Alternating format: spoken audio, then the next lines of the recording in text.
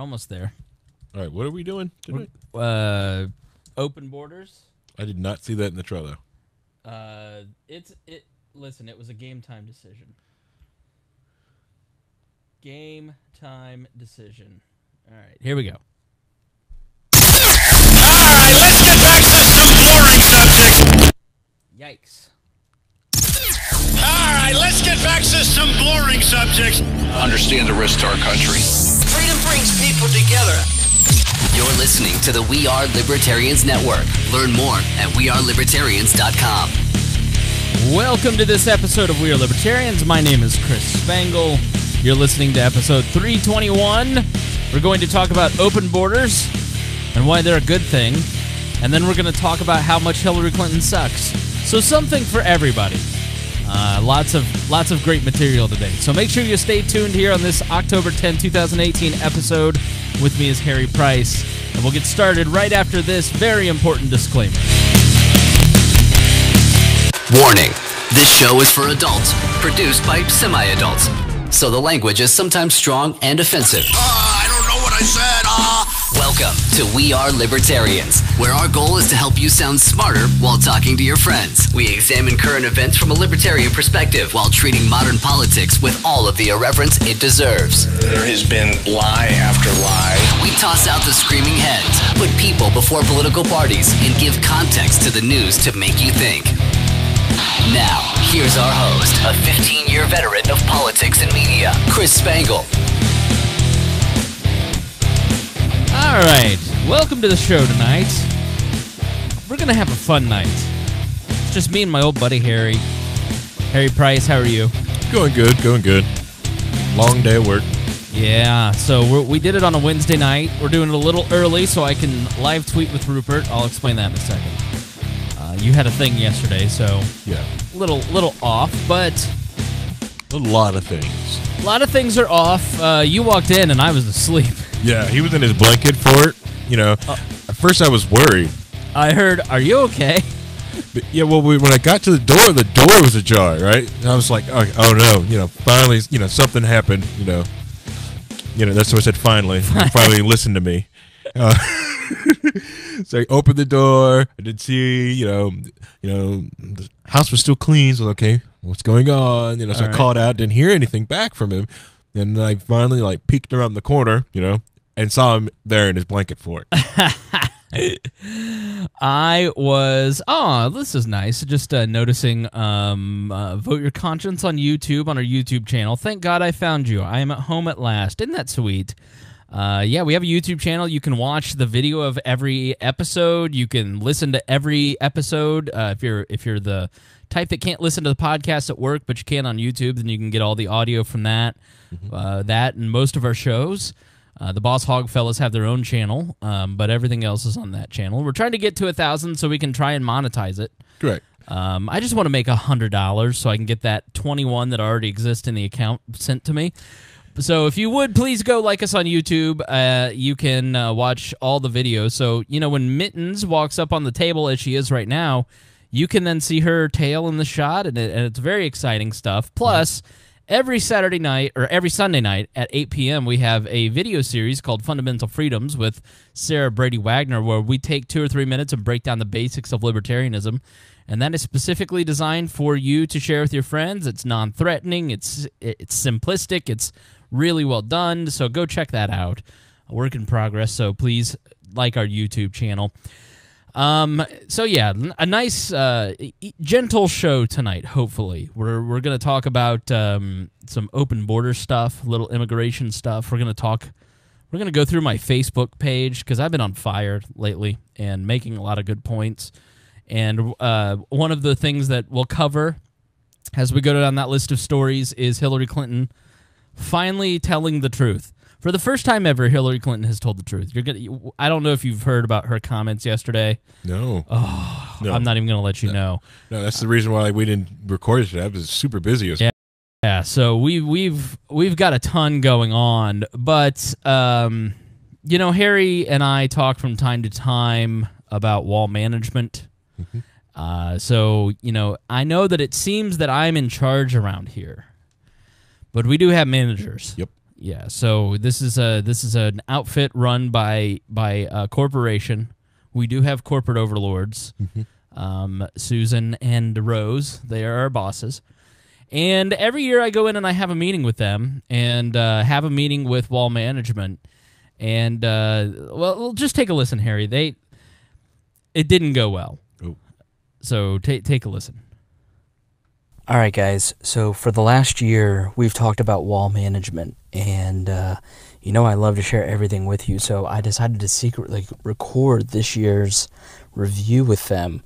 And I'm walking into the conference room now. So take a listen. Welcome for Wall Management. My name is Susan, and this is my associate, Rose. It's time for your review. Hi, yeah, I'm Chris. I'm the host of We Are Libertarians. Welcome to the meeting. Nice to see you again. It's great to be here. I feel like we had a really good year. You know, we went through a lot of changes. So what do you think of the show right now? Sucks. Bye, show. What information are you doing on the air? I'm going to fire you if you don't get your ratings up. This is a terrible show. You're not rap, Tendo. You can do better. Wow, okay, well, I thought things were going really well. I just introduced Walt Daily, where I do monologues. You're no Alex Jones. Maybe take a little super mortality. You are very low on testosterone. Okay, well, what about Harry? Because he's great. Hey, you stuck. We're gonna have to cancel your 2019 contract. As you know, we haven't cut back. No more coffee. Thank you! But we have a ton of great shows right now, like The Boss Hog of Liberty. Bye, show! It's time to cancel the show. And please stop feeding people to alligators. No fun! All right, but what about Brian Nichols? North. Libertarians are North. I say he sucks. Poop! Stop wasting your boat. Man, there has to be at least one thing that you like about this network. Tab Washer is the only good show. I love Tat Talk. Live in a huge way. Na na na na na na na na na na na na na na na. I love America. I'll fire you. All right, so you may not like the content, but look at the Patreon numbers. They're way up from when we introduced it this time last year. You can do better. Did you see these numbers? I see better numbers inside my sister's diaper. It's no buying. You loser. You need to get that numbers up. Those are rookie numbers. I sold 5 million by the time when I'm 2. Where are my pie charts? Man, you'd think you'd like this show more in the age of Trump. Boo Donald Trump! Boo Donald Trump! I hate him. I know he's him. I really thought that this was going to go a lot better than it did. I mean, is there anything else? Yes. You can do better. Not to mention you're ugly. And for goodness sake, try to not look so fat on YouTube. Where else? I'm canceling this show. I don't want to see you again. Get out of my office. Have a nice day. Okay, well, thanks for your time, and I'll talk to you soon. I said the day.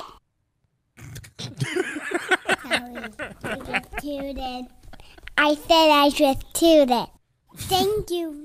Jason Doodle. Thank you, Tristy Avery. Thank you, Trader Doctor. Thank you, Paul Jr. Thank you, Libertarian.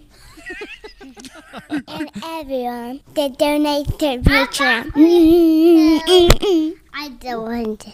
I was going to this when it's sun. That's real. Frontier gibberish. We gotta. They before the meeting ended, they did thank Jason Doofoodle, Yeah. and Christy Avery, Craig Costa, Paul Jr. Yeah. and the Lamb Coalition. So yes, clearly, Harry, they were no fan of you. Yeah. I was shocked. 2019 contract canceled. No more coffee, and Rose says it's stinky. You know what? I'm at the reapply the contract, switch it up, put some things up. I don't know. They're pretty firm in their words. Yeah. They called Brian Nichols a nerd. Yeah, that was They said libertarians are nerds and stop wasting your vote. Yep. I know. It was rough. It's got to be rough. Yeah, but then they told me to not look so fat on YouTube, which is accurate, honestly. Well, the camera adds, like 20 pounds. Yeah. And Amiibo is 25. So. Right, exactly right. So, but so my favorite part of that was, thank you, Jason Foodoodle. That's very, very cute. Yep. Long conversation was had after that, which was, you're not allowed to say these words to anyone. This was for pretend. So, but Yep. sorry about your contract, Harry. They love Tad though. Tad gets a huge raise. Yeah. No. So, I got to be honest. I'm sitting here trying. I literally told Harry, I got nothing, man. So here's how I do this show. When I'm reading, I have to do a lot of reading. So you have to go out and you have to find some stuff, and you have to go, all right, I don't know what's going on in the world, and if I'm going to talk about it in 3 days, then I better read a newspaper or a magazine or a blog or something. Right. And for the first time in a long time, I read, and I was like, nothing's grabbing me, because William F. Buckley once said, he was asked, how do you know what you want to write about? He's the founder of National Review. He said, simply, I find something that pisses me off and then I write about it. And that's sort of how I do this. I approach it the same way. If it evokes passion in me, or if I have a comment about it, then I want to talk about it. And so there wasn't a lot this week. So in terms of current events, there isn't a ton of stuff. But, thanks to our amazing research team, and you may not know this, but something really cool behind the scenes is happening at We Are Libertarians. And I'm very thankful and I'm very appreciative for it. We've introduced We Are Libertarians Daily, so those weird episodes that you see in between the episodes now, we're going to test that out for a while and see, how long before we get burnt out, if we ever get burnt out, how many days a week can we give you episodes, how many different voices can we give to your audience. For instance, Sarah Brady Wagner and Hody Johns just recorded an episode about in vitro fertilization.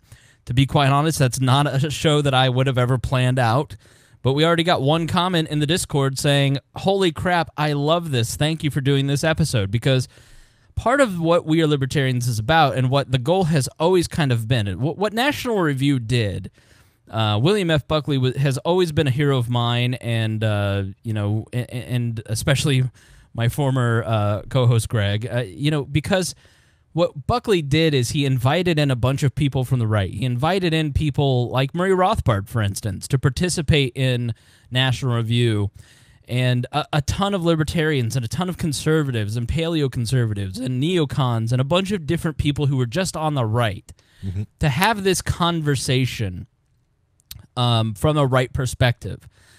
And he ended up creating the new right, essentially, in the wake of Goldwater. And our goal at We Are Libertarians has always been to kind of get to this point where we have a bunch of different libertarian voices, regardless of where they fit on that. Oh, this is an anarcho-capital. Like, this is not an outlet that I'm not Roger Paxton. I love Roger dearly. You should go listen to the Lava Flow podcast. He's a very strong ANCAP. He's on Free Talk Live. Those guys are ANCAPs.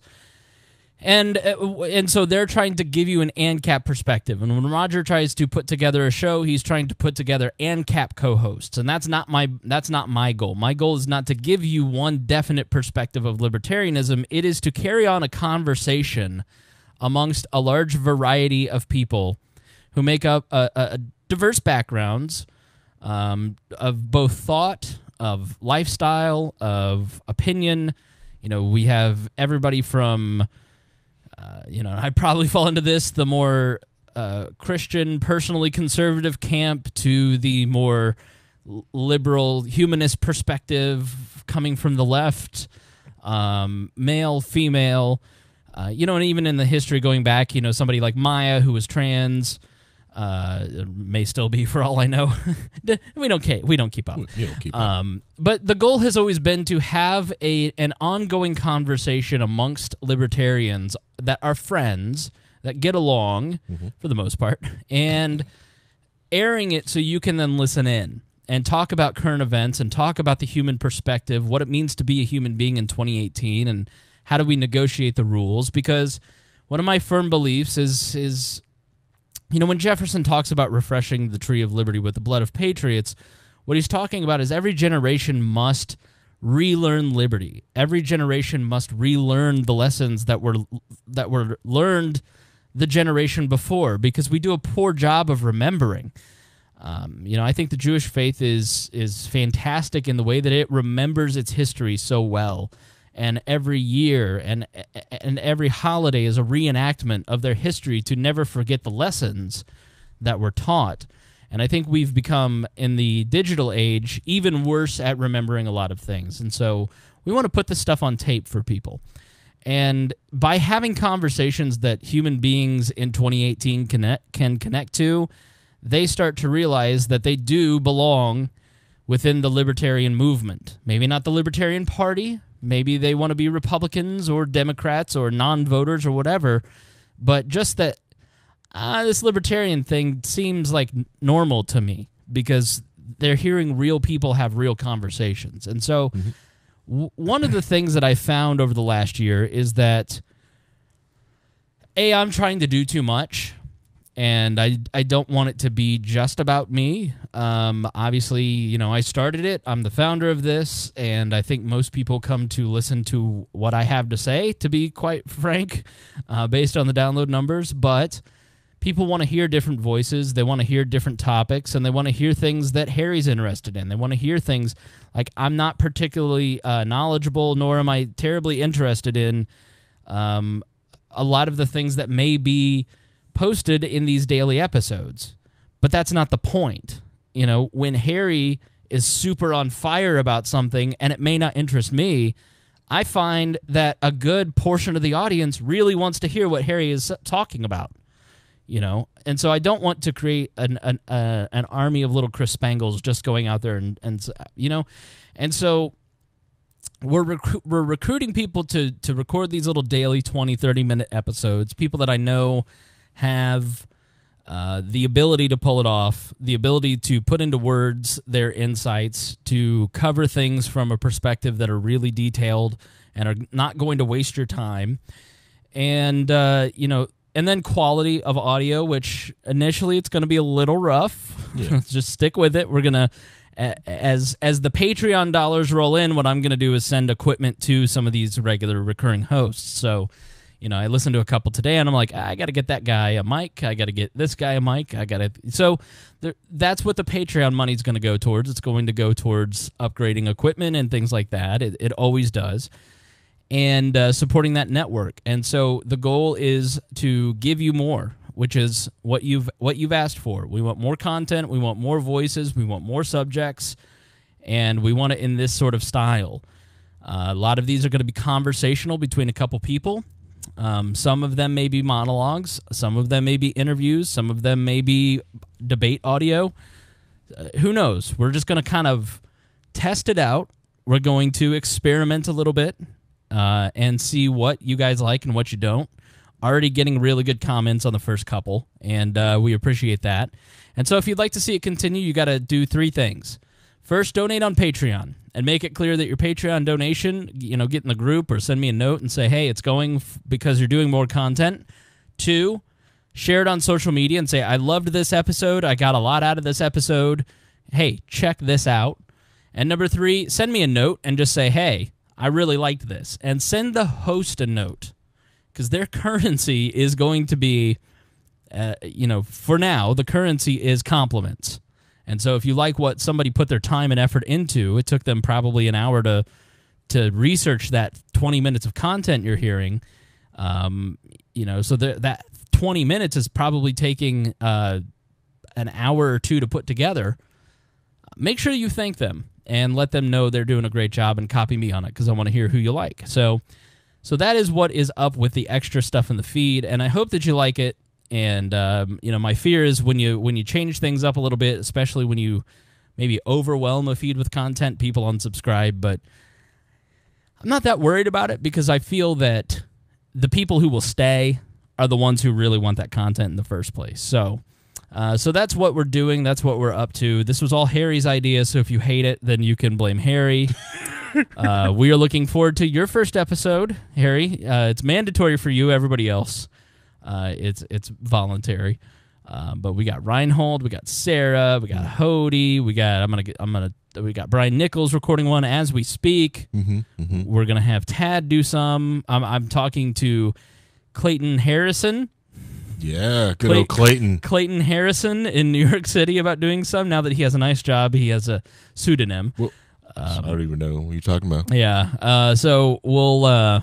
But anyways, so that's what's going on. Harry, when you do your first episode, what's it going to be about? I have absolutely no idea because I have been jumping into a lot of this Saudi Arabia stuff from WikiLeaks. So I can't really read Arabic, so it takes me a while to like translate it and get it translated several different spots. So like I'm just kind of delving into like crap most people don't even care about. So I don't really know, but it could be like But there's so much other stuff. Like I really feel like doing a whole episode of why I hate Facebook.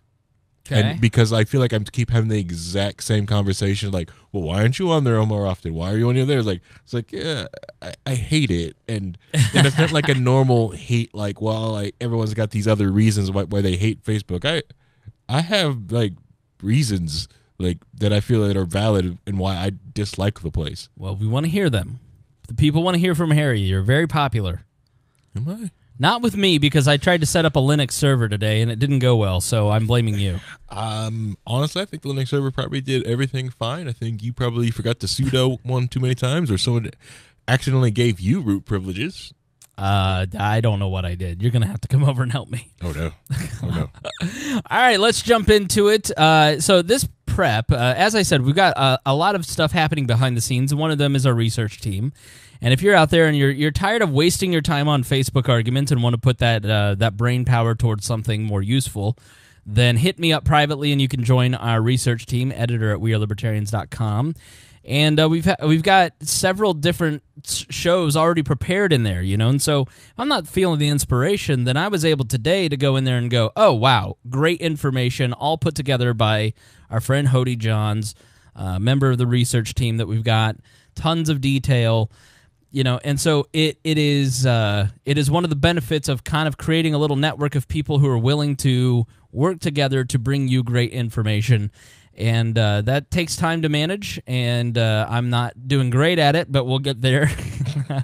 But thankfully, we've got really great people like Hody putting together research. And so, he came to me and he said, I want to talk about the argument for open borders. And I look at it from a very philosophical perspective, and I've said before that my feelings on it are mixed for a lot of different reasons, which we'll kind of get to in this. But he in the research that he did, he made some really compelling points that I want to share with you. But okay. I think first what we need to do is really to define some terms, right? Mm-hmm. And so we're not doing great at this as a society. We're arguing feelings, we're arguing things that we think are true, but we're not actually arguing definitions. What is a leftist? What is a liberal? What is a progressive? What is a conservative? What is a right-wing conservative? What is a so there's all these different terms that everybody's throwing around at each other. Yeah. And it's very subjective at this point. And so yeah, it means nothing. It almost means nothing. Right. Calling someone left or right means almost nothing nowadays. Right. It's like your traditional conservative, like Mike Pence in the media now gets called a far right-wing conservative.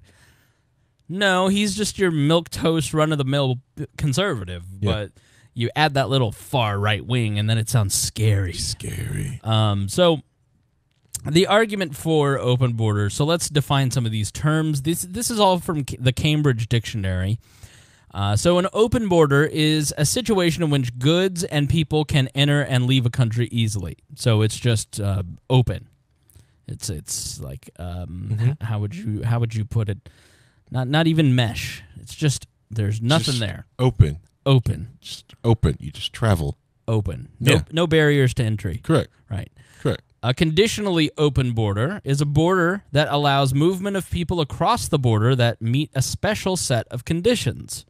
So it can be as simple as showing an ID, which is the case between the UK and Ireland. So, mm-hmm. You just have you don't get harassed. There's no border guards. There's no passports. It's just, hey, show your ID so we kind of check you, and then you can move between those two borders. It's low barrier, minimum security prison is maybe the way we ought to put it. Yeah, as you escape the prison colony, which is the UK. Right. Controlled border. A border that allows movement of people between different jurisdictions but places restrictions and sometimes significant restrictions on this movement. This type of border may require a person crossing this border to obtain a visa, or in some cases may allow a short period of visa-free travel in the new jurisdiction. A controlled border always has some method of documenting and recording people movements across the border for later tracking and checking compliance with any conditions associated with the visa or any other border crossing conditions. A controlled border places limitations on what a person crossing the border can do in the new jurisdiction. This is usually manifested in limitations on employment, and also it limits the length of time the person can legally remain in the new jurisdiction. This is the current type of border the U.S. has with Mexico, for instance. A closed border, so that's medium security prison. Yeah. So, like, we have medium security prison between Mexico and the United States. Mm-hmm. Then there's closed border. A border that prevents movement of people between different jurisdictions with limited or no exceptions associated with this movement. These borders normally have fences or walls in which any gates or border crossings are closed, and if these border gates are opened, they generally only allow movement of people in exceptional circumstances. The demilitarized zone between the North and South Koreas and the Berlin Wall could have also been called a closed border. So this is maximum security prison. And so, you know, sometimes the argument is between the open border, right, and the maximum security prison border. And the reality is it's always going to fall in between there, because we're not, in this day and age, it's like we're making it binary as opposed to the gradations that exist. The gray areas don't exist. It's black or white. Well, I see what you're saying. I see what you're saying. It doesn't exist, but I think besides the closed border, all those borders exist inside the United States. Right. There is an open border between Greenwood and Indianapolis, Southport. There's an open border between Lawrence and Indianapolis, Lawrence and McCordsville, Lawrence and Geist. These are open borders. They're borders of towns. These are actual towns. They have different rules and regulations in each town as you move it over there. Just like there's an open border between Illinois and Indiana. Right. There's free movement of travel between anyone going from Illinois to Indiana. Then you've got, Minnesota up there, the northern part of Minnesota, where people travel through Canada to get to the other part of Minnesota and to get back to the United States again, which is, like I said, borders are silly places, where they simply just have to show ID, call on it's not even a border guard that's there's a phone. And they get out and they call on the phone and they just say that they're crossing and they give their ID number. There's a school bus that actually goes across this border every day for school, and they stop and they give all the kids' IDs numbers to to the phone box, and the bus driver gets back on the bus and drives across the border again, and they do this again every day. Yeah, so this is a good time to mention a couple distinctions in open borders. There's the de jure open border, which is not the soup of the day. Open borders that are legally recognized as open and non-restrictive. De jure means in law in Latin. India and Nepal are examples of having a de jure open border, as legal statute exists that demands all citizens be allowed to go back and forth without restriction. De facto open borders that may or may not legally be open, but since no enforcement or law exists, people are able to cross them freely. Canada and the U.S. have a de facto open border, as both countries can legally restrict movement over the borders, but neither actively do. Yep. So there's ones where... Except in weird places. There's some weird places where you've got to cross and stuff like that. Right. But you could go like 10 minutes down the road and it's just cross the street, or miss your lose GPS connection in the woods and walk right across the border. Yeah. It's weird. So let's take a look at the history of borders within the United States. Let's look at some historical perspective. Okay. Because we I think, the constitutional conservatives would argue that the founders wanted a closed border. But when you actually look at history, that's not the way that it worked. So when you look at the Articles of Confederation, for instance, literally every single person in America was an immigrant, including the natives themselves, whose migration was well documented. So everybody in the beginning of this country was an immigrant. And then the Constitution... And slaves. And slaves, that's right. And the Constitution guarantees... Then the Constitution was written, and it guarantees freedom and protections for all peoples, not just citizens. So sometimes people will argue that the Constitution is written for Americans, but that's not the way that the founders saw it. The founders saw the Declaration of Independence and the Constitution as, this is natural law. We're writing from a place of, if you're human, these conditions should exist this way. Mm-hmm.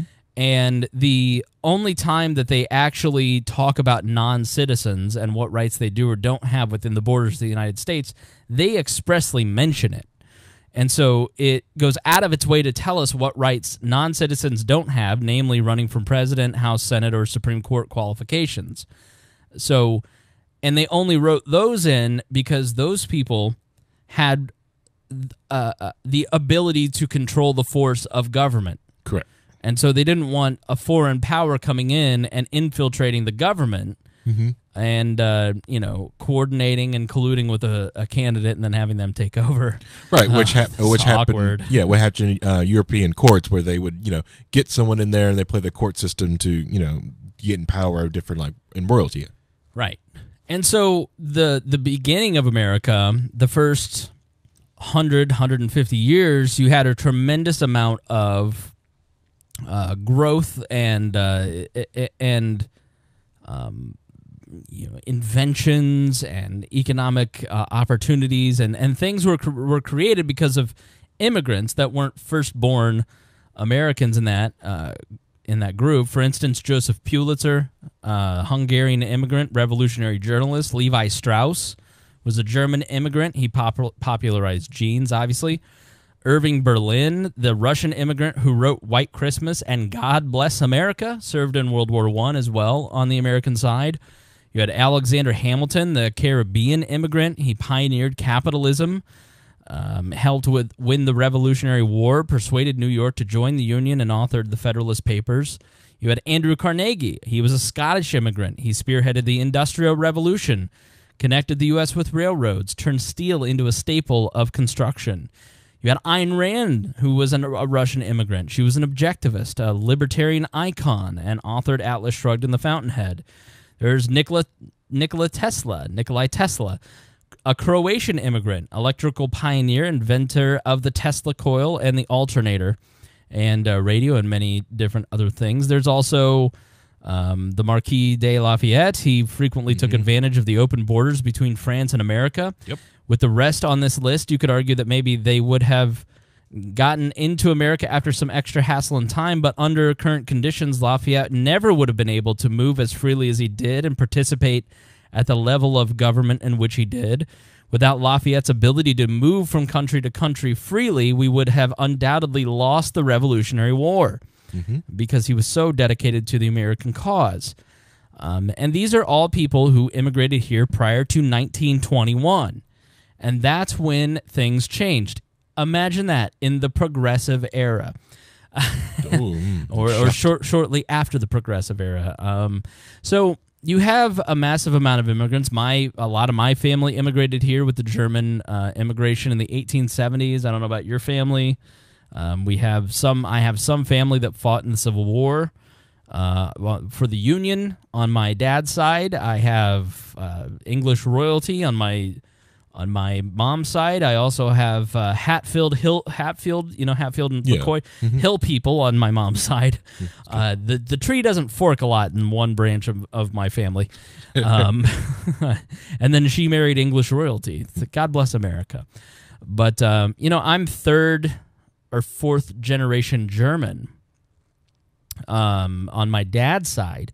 And I actually had a date last night with a family. She's Vietnamese. Okay. Her parents immigrated here in the 90s, and she had a whole history of her family's immigration story to this country. I'm third or fourth generation out. I have no history. I have no idea why any of my ancestors immigrated to this country, but I can tell you that they did. So I am a little jealous of that story. By the way, the day ended with, "Hey, it was great to meet you." Usually not a good sign you're going out again. You don't know that. No, I know that. But we are so assimilated now, 3 or 4 generations in, most of us, that we don't know how our families immigrated here. So things changed in 1921, and that's when the Emergency Quota Act. Harry, if somebody in government introduces something with the Emergency Blank Act, how do you react to that? It's like, knee-jerk reaction to some bull crap. That's never going to go away. It's never going to go away. It's going to be the worst, but it's going to be temporary, but it's going to be the worst thing imaginable. And guess what? It wasn't temporary. We're still living with it nearly 100 years later. So why did we stop letting people in? Why did we start to go from more of an open borders free country to more of a closed borders country? It was because people became scared of white Eastern Europeans in the aftermath of World War I. So Study.com writes, so what spurred the Emergency Quota Act? In the early 1900s, there was a social anti-immigration movement in the United States. People began to push the federal government to restrict the number of foreigners who could enter the country. This is ironic, given that there were so many people here that were already, in fact, foreign-born. There was an inherent prejudice and fear against those who were born elsewhere, known as xenophobia. This fear contributed to the nativist movement, which believed in rejection of anyone foreign-born. So from the actual law, the most important legislation from the earliest, so this is actually, what's the source on this? Let me look at this. Immigration.laws.com writes about this particular piece of legislation. The most important legislation from the earliest 20th century came in 1921. Referred to as the 1921 Quota Act, this legislation utilized immigration statistics to determine a maximum number of immigrants allowed to enter the United States from each nation or region, a practice we still continue today. The numbers were skewed to favor immigration from Western European nations while severely curbing immigration from areas perceived to be undesirable, which at the time was Eastern Europeans. In what would be a great twist of fate, the act limited immigration that only targeted whites, and the act set no limit on immigration from Latin America. As with many government policies, it was intended to be temporary. Thus, why would the emergency word be in that title? But the government never got around to giving the power back to Americans. In 1965, this law was replaced by the Immigration and Nationality Act, which expanded upon these powers and allowed the government to base citizenship on a system of preferences based on immigrant skills and family relationships with U.S. citizens or U.S. residents. So I actually heard Rush Limbaugh talk about this today. He mentioned this very thing that I heard him talking about, and here's how he spun it. In 1921, the great Americans who ruled over the country at that time basically said, we need to put a stop to all this immigration because we've got too many new people here, and we need to give them time to assimilate. So we're going to stop immigration. And then Teddy Kennedy and the Democrats in 1965 realized that people didn't like progressivism, so they crafted the 1965 law to allow their base to grow by allowing in more minorities to come in and start voting for Democrats. Now, that's how Rush Limbaugh interpreted that information that I just gave. And he may not be, I mean, on the assimilation part, he's wrong. Yeah. It was blatant racism, but the early 1920s was when the Klan was in charge of the country. Not for nothing. Right. The birth of the nation had been shown by Woodrow Wilson previously in the previous decade. But in the 60s, the immigration overhaul, it could have totally been Teddy Kennedy and the Democrats trying to expand their political base. That sounds like something that politicians would do. And the Kennedys, yeah. In the Kennedys, but so I can't say that for sure. So, but we're in a different place in 1921, and hasn't the environment changed to the point that we don't have to discriminate anymore? I mean, think about the difference between America now and America in 1921. Toilet paper wasn't a staple in the home for almost any homes until the mid-1920s. So people were still wiping their butts with corn cobs. Yep. At least here in Indiana. Or their hands, or not at all. Buildings still running on DC power, having diesel generators in the basement, and if they had kerosene. If they had power, they the car was barely something that many people were using. So you think of people weren't flying on planes, on commercial planes yet. So the reality is that the world is a bit different in 1921. Think of the wealth in the United States now versus 100 years ago. It's night and day. And so what argument do we have for not what is the stress and the strain that is keeping us from doing this? Rich in 1920 is like, oh, you're college student in 2018. I have power. Oh, good job, bud. We all do. Okay. Yeah. I would be in this one-room apartment. Mm-hmm. It wouldn't be one room. It'd be a room apartment. Bathroom down the street. And the whole family would still be together. So yeah. So if one of our borders is already de facto with northern Canada, right? So like we already have one border that's de facto. So the trouble we'd be in isn't unimaginable. We'd already have an example today of what one looks like, Hody writes. But this is where I think Hody makes an interesting point. But yes, we are in a different place now. Opening our borders back up would also mean instituting and repealing policies which would lead society to a place that he says is libertarian as fuck. And so I've never heard it put quite this way, and I thought that he made an interesting point that I had never considered. So I'm giving him all the credit instead of taking all the credit myself on this, because I never had really thought about it like this. If we opened the borders completely, we would see a rush of people move in. And so it is a bit of overwhelm the system towards liberty. And so it's a little bit of the opposite of overwhelm it towards fascism. But so we'd have to repeal limitations on self-defense if we open the borders. Without the government vetting who is dangerous and who is not, the people would once again be entitled to protect themselves. Right. Relax, the government is still in charge of providing for the common defense, so a military movement over the borders will still be dealt with nationally. Mm-hmm.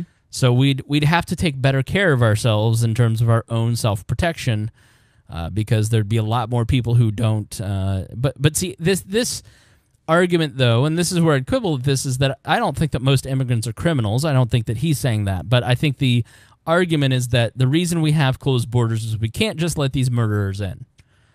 And so say back to those people, okay, so you don't believe in your right to self-defense? Like, you're asking the government to decide who is and who is not a criminal instead of inviting the opportunity to protect yourself more? Right.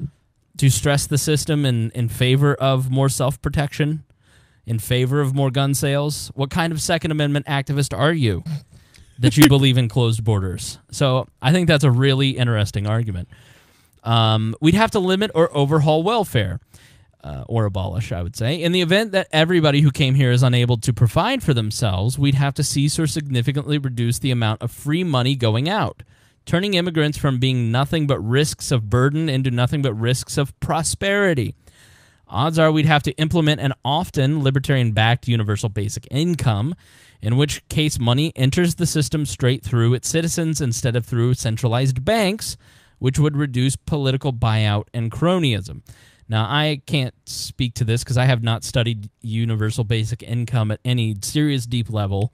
So, but when you have a tremendous amount of people coming in here, there is access to state welfare. But according to the federal government, with federal programs, if you're an immigrant, you don't have access for 5 years after your naturalization to welfare benefits. So it's not like you enter this country. Now, you can obviously, lie and get fake documents or whatever and get benefits, but that's fraud, and there's a risk of being found out and being deported, and that happens. Correct. And people already do that to get insider anyways. Right.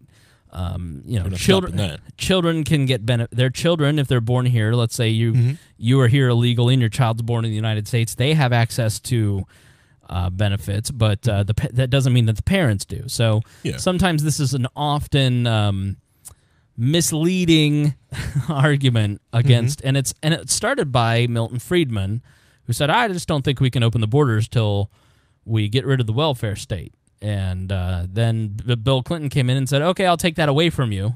I'll take that argument away from you, and it still persists. Right. So, well, the other thing is that, to me, like, I don't like it because like this discussions also sound like it's happening in a vacuum. Because the moment you bring them in here, whatever country someone comes from, they're going to want their food, they're going to want their music, stuff like that. So they're going to make money. Right. For wherever they come in, just for people who cater to that type of environment, and having and if let go and allowed to, basically be capitalistic and entrepreneurs, we'll just do. The biggest problem, I think, would be navigating the complicated practice inside the United States, like how to start a business licensing, taxes. Those would be more of the hindrance. Right. That what probably needs to be rolled back, not the welfare state. So going back to that point, economist Michael A. Clemens wrote a study called Economics and Immigration, $1 trillion Bills on the Sidewalk, which you can read in the show notes that I'll put in there. In it, he observes that countries that open their borders increase their GDP by anywhere between 67 and 147%, with a median estimate of doubling GDP. Right now, we're blown away at 4% growth. Increased GDP is not only the best indicator of wealth, increasing GDP is also the best way to ward off poverty. Lastly, we'd have to reform taxes. Now to that point, by the way, freedom of movement, freedom of the movement of labor, and the ability to hire whatever labor you see fit is a key component of a free market. So it's hard to call yourself a free marketeer and a capitalist if you believe in closed borders, because you're using the power and the force of federal government to make a decision that you can't hire a certain segment of workers. And you are limiting the actual growth of the United States. So that's why when you open up the borders and allow labor to move across, cheap and free, not free labor, but cheaper labor to move in, you increase GDP, which means more jobs for everybody, especially in the service industry. So all of those people who lost their jobs to maybe the lower wage workers now can find employment at service jobs. You're going to have to build more houses, and yes, the cheap labor may be building the houses, but you're going to need the HVAC technicians to come in and put the HVAC in. You're going to need technicians to put in, wiring and electrical. Carpenters usually are first-generation immigrants, but electrical engineers, for instance, the people who come in and do the wiring in the house are not. Right. I've worked on construction sites, trust me. So we'll have unions protect those jobs anyways. Right. So you're opening up when you grow your GDP in that way, you're creating more job opportunities in the very sectors that jobs are lost. People are just going to have to maybe find a different job. That happened to my dad. My dad could no longer compete in the marketplace of janitorial services in the 90s and switched to marble restoration. He went from dumping trash cans and mopping floors to a highly specialized skill that paid him a lot more money. And it was a fairly painless transition for him. So we sometimes rely on these tropes that just don't really have real-world applications because our bias wants us to confirm them. Lastly, we would have to reform taxes. Given that people can cross borders at will, taxes would need to stop being tied to property and income, since both of those taxes can be avoided with an open border. The two most likely scenarios are a flat sales tax that replaces all other taxes, or in the case of universal basic income, no tax at all, and the government keeps a percentage based on how much was given to the citizens.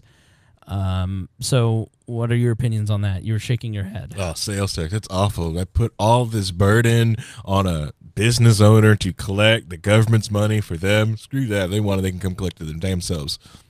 All right. No, that's how I just feel about sales. I always was a fan of the fair tax, you know, back when I didn't believe taxation was theft, so I might disagree with you, but seems a little more orderly. If you have to do some theft, any theft at all, right? Right. But theft is awful. How about $1? Everyone gives $1. And if you think the government is being a good steward of your money, you just volunteer to give them more. All right. $360 million government. Okay. If you think they're doing a good job, give them more. Maybe not the most realistic tax proposal I've ever heard. Maybe at this they point, maybe they need to do a good job, and maybe someone would give more money. Defining closed or heavily regulated borders due to bad state policies only protects the state from itself. Even if we don't deal with these issues first, opening the borders will not create a problem so much as it will reveal these bad policies and demand libertarian change to adjust for the good practice of opening our borders. And so as you increase labor, and trust me, the marketplace can handle it, as you saw women enter the workforce in the 60s, 70s, and 80s, you saw entirely new job markets open up, like the nonprofit and the nursing industries. Those are two places that increased in new opportunities because women have a different set of goals, social goals. And so they created job opportunities that matched those social goals. And so as new immigrants come in, new job opportunities will happen. I live in a very highly populated area of immigrants, of people, the people from Burma, who are Christians who are persecuted from the Buddhists, and they get here with nothing. They come here with what they have on their body at that time, and they come into a culture from literally in some cases lean-tos with dirt floors to an apartment in Southport, Indiana. And they get Bed Bath & Beyond coupons, and they show up at Bed Bath & Beyond for the free pillow because they think that's what it might say. They have no idea what a Fresh Idea card or a Kroger card is. And so I've had a lot of interactions. It's like you kind of go to the grocery store, and they're like, and I'm like, hey, I'm nice and friendly. And, all of a sudden I've lived in this little area here for about 10 years, and I have seen... Too long.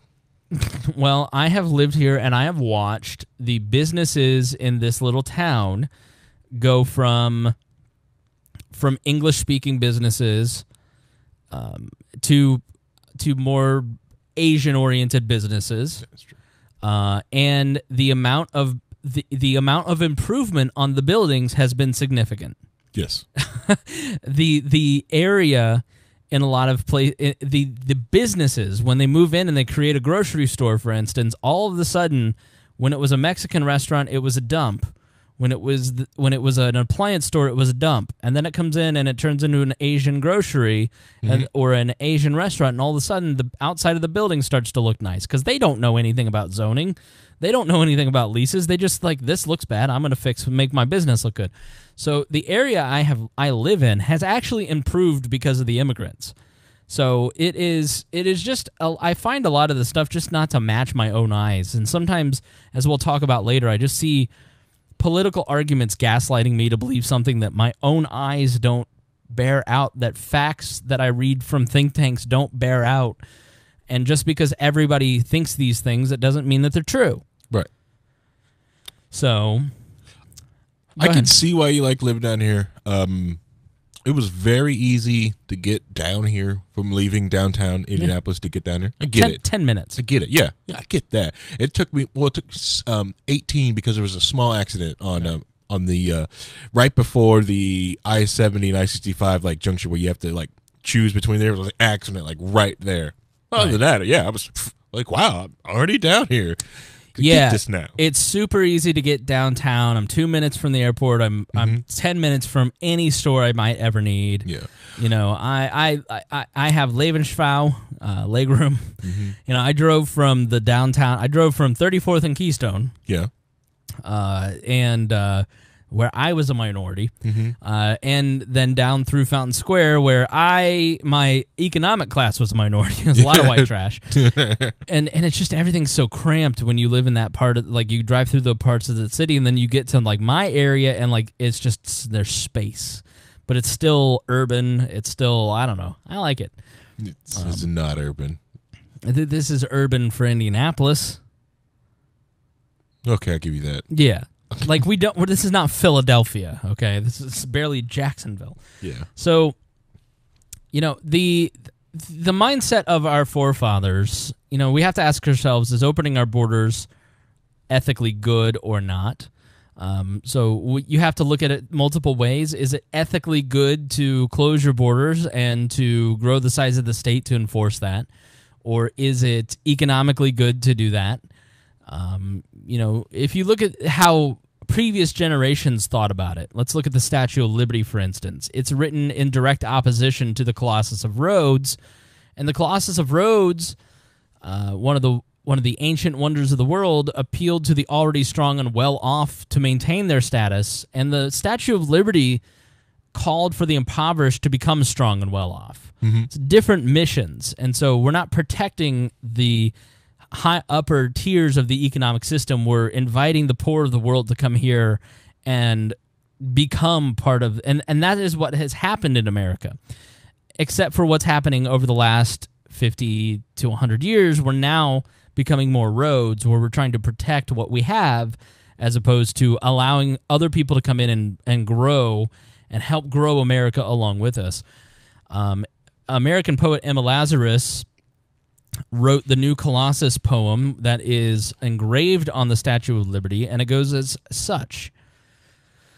Not like the brazen giant of Greek fame, with conquering limbs astride from land to land, here at our sea-washed sunset gates shall stand a mighty woman with a torch, whose flame is the imprisoned lightning, and her name Mother of Exiles. From her beacon hand glows worldwide welcome. Her mild eyes command the air-bridged harbor that twin cities frame. Keep, ancient lands, your storied pomp, cries she with silent lips. Give me your tired, your poor, your huddled masses yearning to breathe free, the wretched refuse of your teeming shore. Send these, the homeless, tempest-tossed, to me. I lift my lamp beside the golden door. So it is a definite mindset shift. And I would also say to my Republican friends who believed in closed borders, it is one steeped in Christian ethic. So if you consider yourself a Christian, then obviously opening up your doors when it does not harm you in any way, shape, or form, and in reality, economically, it's going to help you. Opening up your doors to the tempest-tossed, those in trouble, those who are the huddled masses, the tired, the poor, and giving them shelter and refuge, and giving them an opportunity to change their position in the world is a very Christian ethic, as opposed to, I've got mine, I'm going to protect this with my tight little fists, and you're not getting any of it. Yep. So I think it's a very unchristian argument to say that closed borders is necessary. So I would ask you to check your soul and search your faith to see where you might stand. It's also anti-growth. When you start worrying about trying to protect your past, you don't make and do anything for your future. Right. Let's take the examples that we have. The great musicians Metallica. Instead of embracing the future and with streaming music and the internet, they decided to fight it and dig their heels in. And they lost. Yes. And they look foolish. Yep. Let's go with like Garth Brooks, for instance, could be making billions of dollars on Spotify streaming, but he keeps his closed fence. It's like, I'm going to sell records at Walmart. I'm going to sell CDs at Walmart, and that's how I'm going to make my money. I'm not going to go on Spotify. Yeah. Nobody listens to your music now. So you're going to be lost to an entire generation because you're trying to get people to change their behavior to serve you, as opposed to you putting your music where other people already exist. It's backwards thinking. Think of Prince. Most people, most young millennials, have never heard Prince unless someone older has hey, let me listen. Have you ever heard Prince? 2006 Super Bowl was the first time I ever heard a Prince song. Oh, dear God. Ever. Right? And it's okay, there's a lot of people like that, and they've never heard anything. So when you start bringing this song, it's wow, this is amazing. I was because it doesn't do anything. Yeah. Where it's Michael Jackson They Put know it on commercials. Yeah. Put it everywhere. Yeah. And Psy, PSY, from South Korea. Not Uncle Si from Duck Dynasty. No, this Psy, yeah, from Korea. Yeah, and the song, what was it? Goofy song that was Gangnam Style. Right? Went everywhere. He's just like, no, go ahead, just put it out there, blew up YouTube, and it showed a lot of different people like, okay, you're right. If we lock our stuff down, we don't get the touch this guy has. This guy's making all this money because, it's easy to share. It's one of the songs they can share, and he just let it go anywhere. Yeah. Then you've got let's see, who's that guy named Edison? All right, Thomas Edison, right? He decided to spend the last years of his life to go after patents and just hold on to stuff instead of inventing. While ripping off people like Tesla.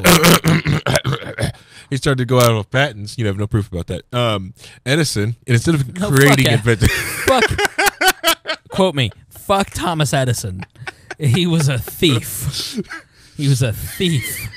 He people, the contracts that he bamboozled people into. He was a thief. Yeah, Steve Jobs of the early 1900s. Oh, sorry. No, Steve Jobs. He made Steve Jobs look like that is true. Bill Gates. Yeah, because Wozniak is Tesla. Right. Oh, for sure. Yeah. It's just luckily like people like listen to Woz. But so he sat around did all these patents of looking about his past, just trying to do that instead of inventing. Do things that got you here. Yeah. Just do. The other thing is like I see a lot of people like worried about the singularity, the idea that eventually robots are just going to take over, stuff like that. Things that are pushing that up is the whole minimum wage thing, making minimum wage go higher and higher and higher. But if you make wage cheaper and cheaper and cheaper, and people come in, you slow this idea, this fictional idea of the singularity of where robots are going to replace everything with people. Right. Just keep throwing bodies at it.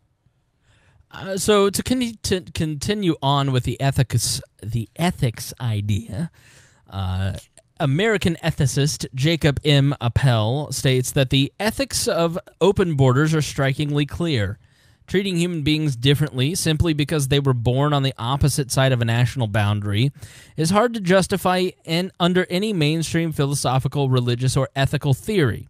That is not to say that all birthrights are unjust. For example, while being born into a particular family is the result of chance, the right to inherit some of one's parents' property serves useful and meaningful social purposes, such as encouraging mothers and fathers to work and save for their offspring. The birthright of nationality serves no social purpose.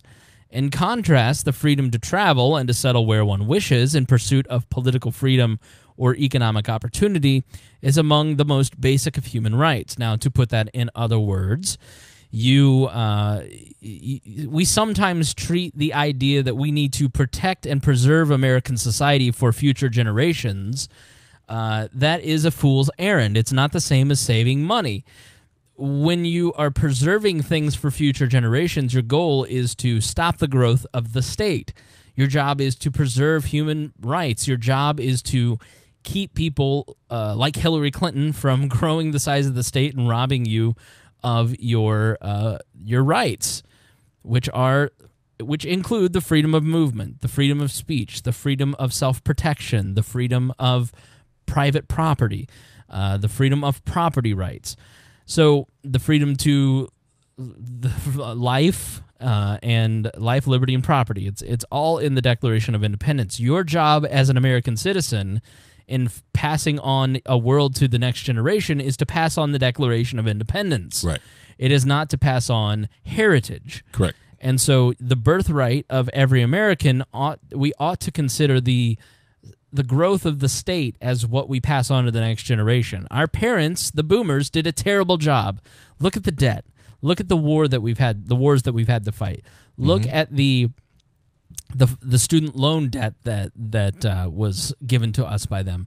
Look at the broken healthcare system that we have to fix. Look at all these different things that the boomers and the greatest generation passed on to their children. They passed on a growth of the state that we can barely, if ever, recover from in our lifetimes. And so our job becomes rolling that back and passing on liberty to the next generation. And liberty does not include a giant wall.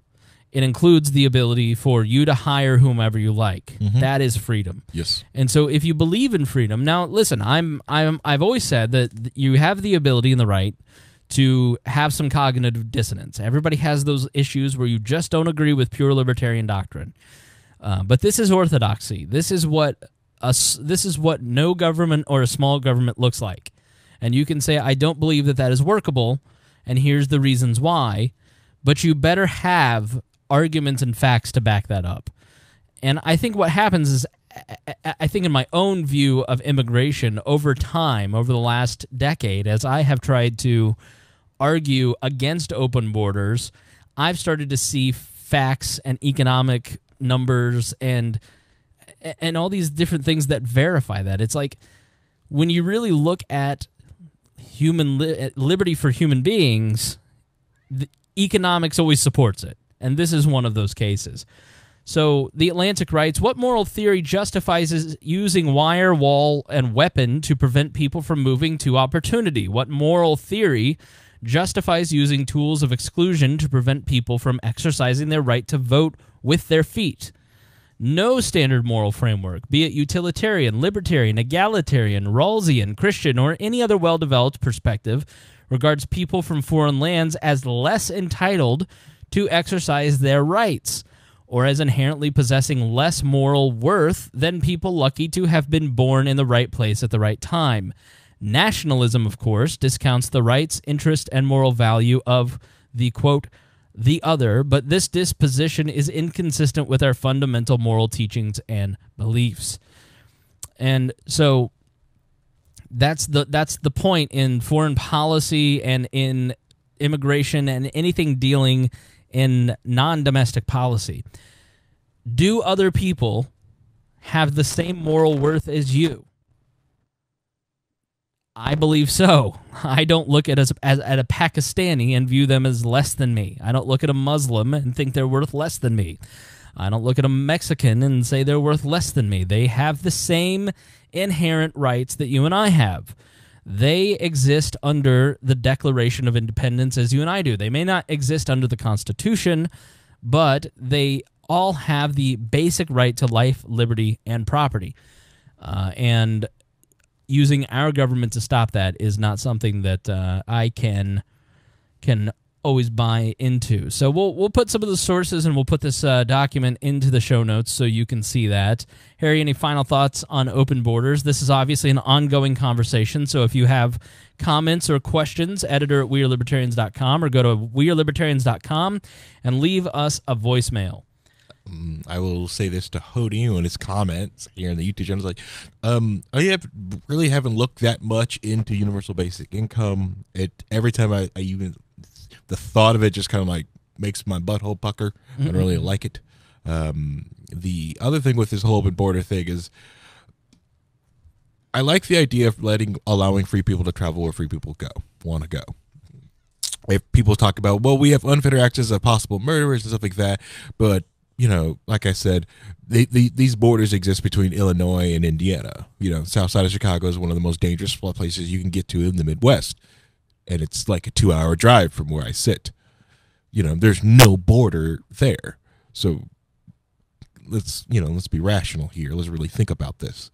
The other thing with it is when it comes to like the whole borders and allowing people to move in, you almost have that connected to the internet. The ability that you can touch anyone and can communicate and work with anyone right now, anywhere in the world, we have that through the internet. Why not have that in physical meat space? We saw the massive boom that happened to the economy. Is Meat Space your personal social network that you're starting? Come join Harry on his Meat Space. On Meat Space, you know. If you hit Meat Spin, you've gone too far. Somebody write that down. I'm starting Meat Space. Meat Space. Where was I? Yeah. So imagine you be able to have that. Like the company I work to, we've got people who work in the quote unquote Mexico Silicon Valley, Guadalajara, and in order to go down there to visit these brilliant engineers, I need to, get my passport and go through the hassle of going through this stupid border to go see them, and the vice versa for them coming up here to Indiana to see me or see the work that we do here. It's horrible, I'm just saying, if you are out there, don't go to meatspace.com. You just go to meet. Go to MEET, not MEAT. Also, don't go to Meatspin. But if you do go to Meatspin, please tell me how many spins you got up to. I'm in the thousands, man. There you go. That's a true champ, though. You can get up to 4 digits. All right, so my Facebook, I'm on fire. I think you all need to go follow me. I may not be able to friend you because I'm up to 5,000, but go follow me on Facebook. I'm killing it these days. I've figured out the true purpose of social media, and it's just a shit post. Like, if you listen to this program, I don't do any good advertising for this show on social media, because if you watch me on Facebook, you're like, what an a-hole. Is he an a-hole Republican or an a-hole Democrat? But, if you listen to this show, I'm very reasonable, I think. But social media, it's really just about provoking and getting a reaction and having fun. And I like to have fun. And so, I used to post the long, lofty, here's all these rational thoughts that I've had. And it's like, people don't care and they don't read it. They just want to be mad or they want to laugh. Mm-hmm. Like, I firmly believe that the internet just comes down to 3 things. People want to laugh, they want to be outraged about something, or they want to come. There is no other thing on the internet. Inspiration is worthless on the internet. We are Libertarians Daily. I think it was episode 2. Talked to Lucy Brenton on Monday before her debate. She did excellent in the debate. And, man, Mike Braun, the Senate candidate who is the Tea Party favorite, just looked like so low IQ, so low energy. Just looked he was disrespectful, and he didn't wear a suit. He looked like a libertarian candidate from the 90s. He had transition lenses, bad mustache, no suit. It's the guy that we would have that the Republicans would have made fun of 20 years ago. Now, Lucy just killed Joe Donnelly, the Democrat, the incumbent, who's a moderate Democrat, pro-life, pro-gun, is running ads here basically saying, I love Donald Trump and we've worked together. I know, right? It's weird. Yeah, it is weird to see the Democrat running a pro-Trump ad saying, we're friends. But, it is funny once you get into campaign season, you see all of these different people who are like, I want... what are you going to say, Harry? I was saying that one ad of Donnelly, like, he misses these meetings and doesn't do anything, and he's not effective. I was like, are you trying to get me to vote for this guy? Right.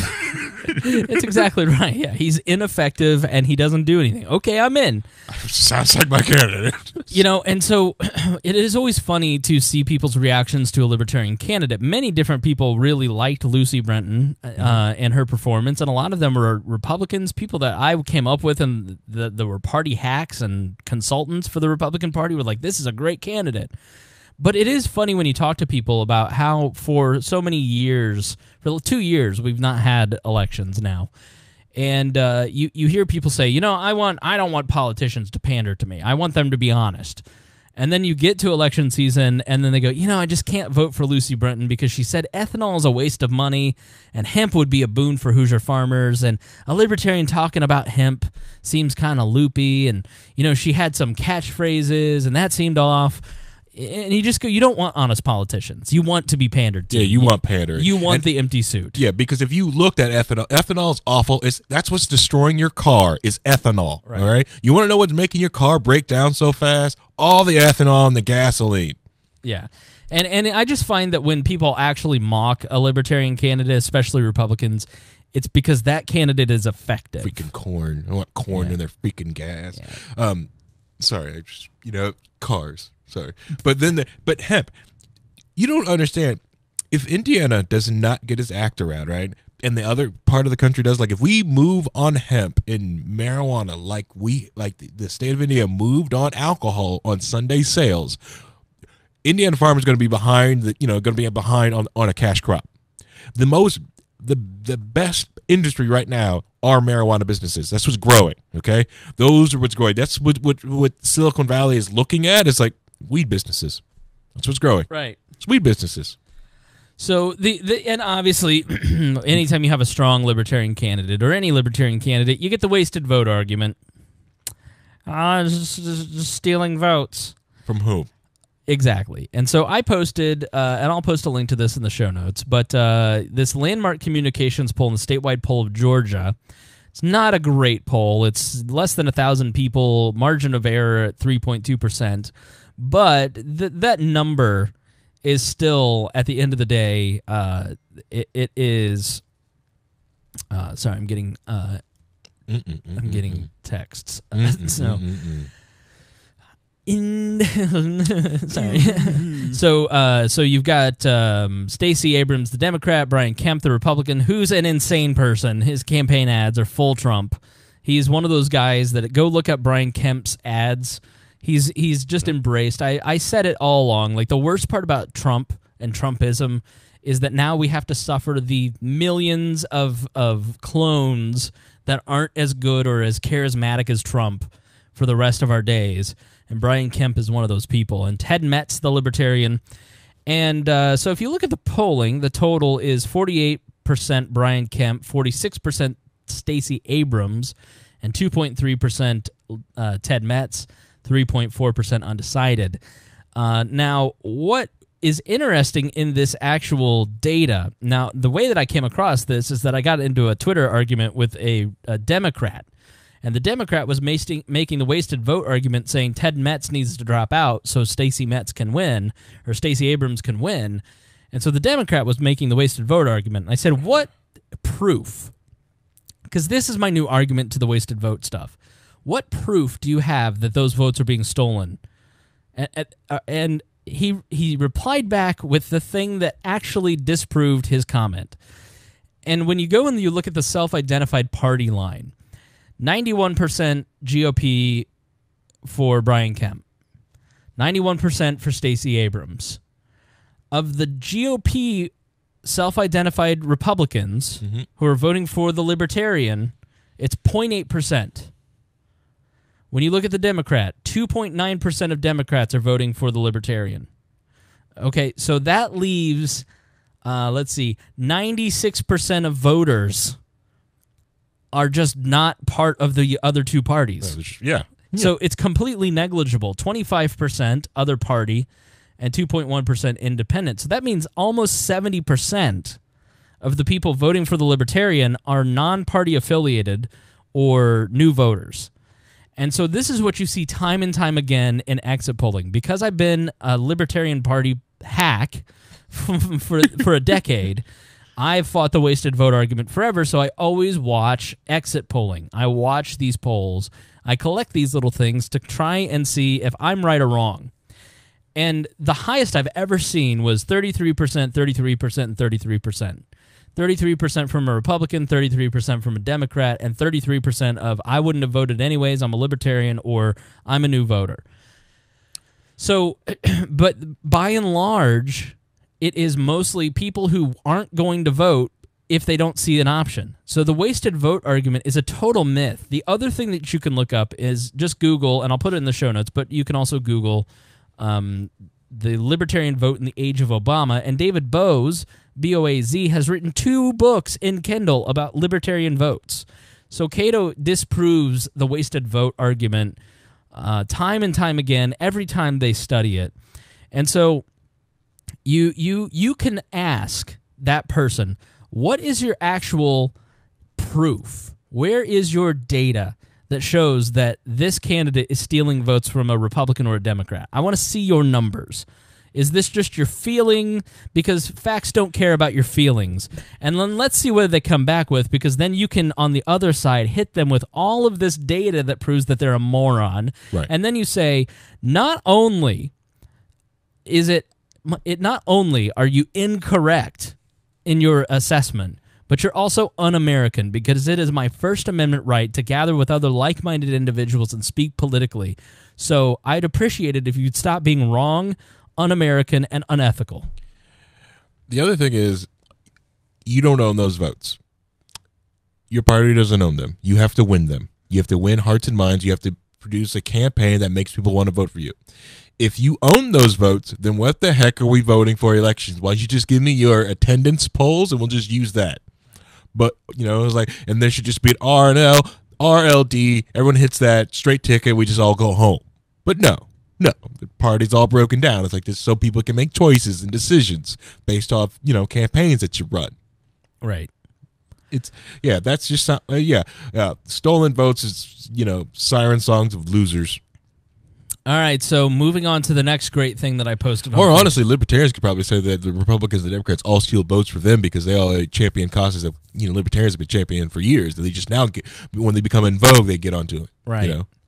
Hold on, I gotta text somebody. You keep talking. Libertarians would be like, oh, you know, let's just take the GLBT rights, right? You know, that's libertarian. You know, now it's in vogue. Now everyone wants to do it. Small government. Oh yeah, we're small government, except for these wars. You know.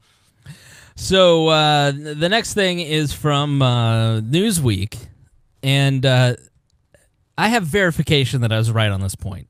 Okay. Rand Paul's wife says she keeps a loaded gun by her bed over fear of liberals. That was a Newsweek headline. And so my friend, Lauren, she reposted this, but it didn't copy and paste what I posted, just posted the link. And one of her liberal friends wrote, oh yeah, he's just scared of us. Okay, haha, what an idiot. And then she goes, oh, let me actually paste what he said, which was, the headline makes it seem like she is irrational, and yet her husband was shot by a liberal on a baseball diamond. His ribs were broken by a liberal neighbor over politics, and let's not pretend that she's nuts and that politics isn't getting dangerous for those involved on each side. The media is getting worse by day and day.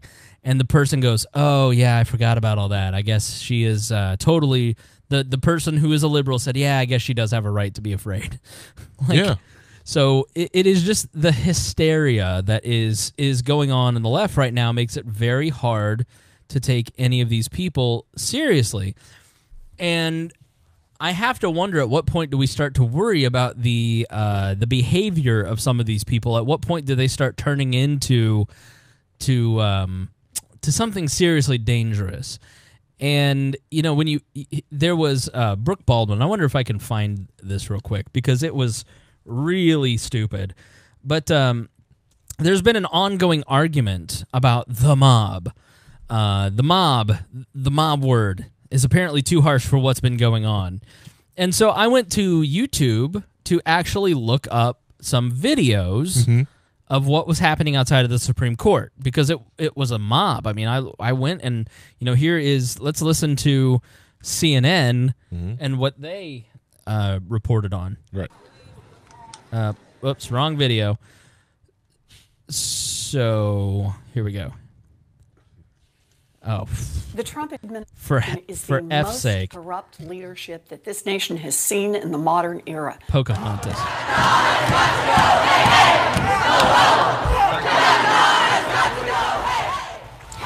These are live images, folks, at the doors of the Supreme Court, where you can see protesters have gathered. They are demanding that their voices be heard as they anticipate the person who will be a new Supreme Court Justice, Judge Brett Kavanaugh, to be sworn in here any moment. And, first of all, that woman is as unintelligible as I am and unable to speak.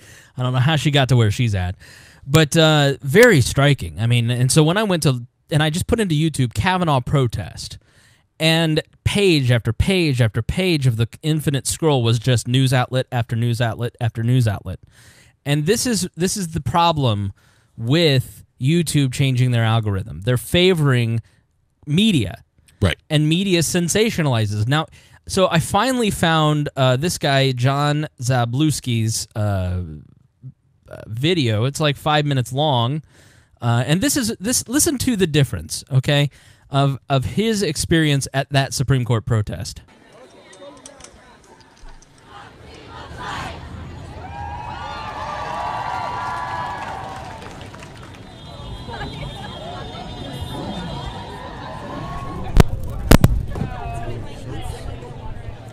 Just hear how pastoral that is. Hear how peaceful that is. Compare that to...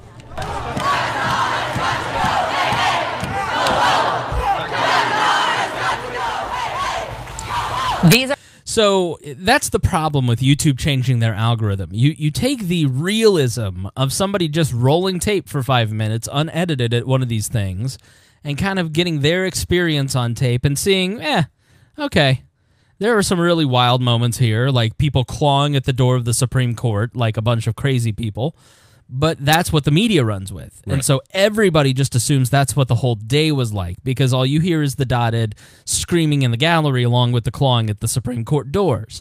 So everyone is completely justified in saying that this was a mob. It's a mob. Yeah, because it's a mob. Yep. It's people actually losing their minds in anger. So let me see if I can find... But yeah. Yep. Let's see if we can here. This is Brooke Baldwin, Matt Lewis, Daily Beast writer, senior columnist, conservative, good podcast, and another conservative on Brooke Baldwin on CNN. Here we go.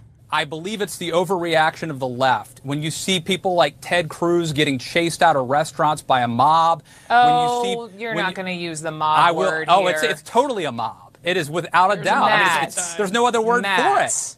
It's a go watch it. Put up the video. Mob, of Ted. Stop. Put up the video. A mob is what we saw in Charlottesville, Virginia, 2 Conservative, August right? ago. No, a mob is not what we saw chasing. I'm not saying what they did was right. What about the people who were at the Supreme Court banging on the walls? What do you call that? Civil protest? Or is that a mob? I think it's easily a mob. She's got her hand in her hand. Yeah, and if it were Tea Partiers, we'd call it a mob for sure. Come on, let's be serious. It's Mary Catherine Ham, a conservative, and she's exactly right. Because every Tea Party I ever went to was framed as out of control, crazy conservatives losing their mind, and then you'd get you'd watch them. They would film the most insane person at the Tea Party rally, and you knew that was the person that was going to lead the news, the person with the most inflammatory sign, not the other 5,000 people with normal signs that were handmade and cute little kids and peaceful people. It was framed as nut jobs. It was all nut jobs. Right. Everybody was insane. Look at these crazy people. They're all dangerous. But then these Antifa protesters and then these professional protesters and then these people clawing at the door are not the mob. They're just exercising their right to freedom of speech. I forget what Don Lemon said. Don Lemon said, mob is just too harsh of a word. These people are just angry and upset. He says, is it mob behavior? No, it's not mob behavior. It's people who are upset and they're angry with the way this country is going. I mean, angry people is exactly what a mob is. Yeah. We're talking about, like, if the Tea Party did a quarter of the violence that Antifa has done. Right. It would have been ridiculous. The Tea Party, had it been rough to be a Tea Partier because they started to get known to the ones that would have the protests and would clean up after themselves. It had to be like nerve-wracking. Like, oh, we got a protest, now let's clean this area up. Oh, no, I mean, the Glenn Beck thing, he asked, and they did this. When Glenn Beck had his rally on the steps of the Lincoln Memorial, his people cleaned up the field, and there wasn't a speck of trash left on the field. Right. Because he knew... conservatives trash National Mall. It was out of control. So you have the media leading with this little clip here where they're banging on the Supreme Court doors when really this is what it sounds like.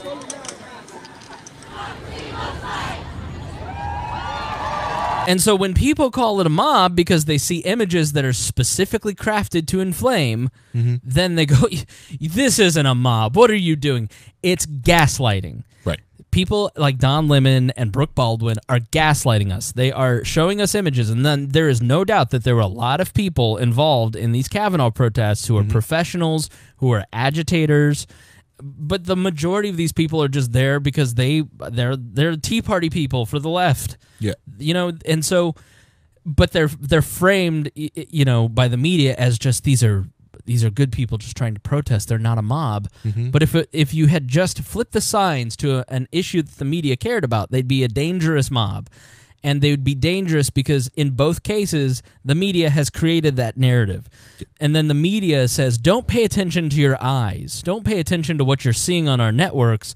You're being crazy. It's definitional gaslighting. Right. It is out of control insane. And it just makes me crazy. And I have to wonder, you know, there is definitely a lot of scary people who are on the left doing a lot of very scary things. But drop kicking people at protests, right? Hitting people with American signs, right? But you know, then we have Hillary Clinton. Let's see here. Let's see how long this clip is because there's a lot to break down here. You're here to talk about. All right, so good. We got the whole 10-minute clip. I'm gonna have to. I haven't got a text back. He might have forgotten. I have a thing at 8 o'clock, and that's why we started a little early. But he may have forgotten. So, because I really want to break this down, Hillary Clinton lost because she's a big fat phony, and everybody hates her because nobody believes a word that this woman says. Yeah. She finally told the truth. We have always known and have always said that Hillary Clinton is the person that wrote her senior thesis about Saul Alinsky. Saul Alinsky was a union mob fixer, a mobster. I forget what he did for the mob, but then decided, you know, we need to bring these mob tactics to progressive ideals, and we need to. And he wrote the book Rules for Radicals. He talks about voluntary societies. He's a leftist anarchist. And so I think anarcho-capitalists especially would find a lot of similarities in what he talks about. I just have read the book recently. And what I found with Alinsky is he takes those mob tactics and he applies it to politics. And so Hillary Clinton was somebody in the late 60s who was moved by Alinsky. So was Barack Obama. We have always heard from the right that these people are really just deep down leftist agitators. They want socialism. You hear these things where you're just like, okay, all right, he's hanging out with Bill Ayers, but there's no causation, you know. But and so with Hillary Clinton, there's always this thing where it's like you're like the kid when your parents are turned around facing the road, you're just punching your sister, and then when your parents turn around, you're just smiling. And you know, and even no matter how much your sister cries, everybody knows you're the one punching her. Your parents know it, but they didn't see it. They didn't catch you. Right.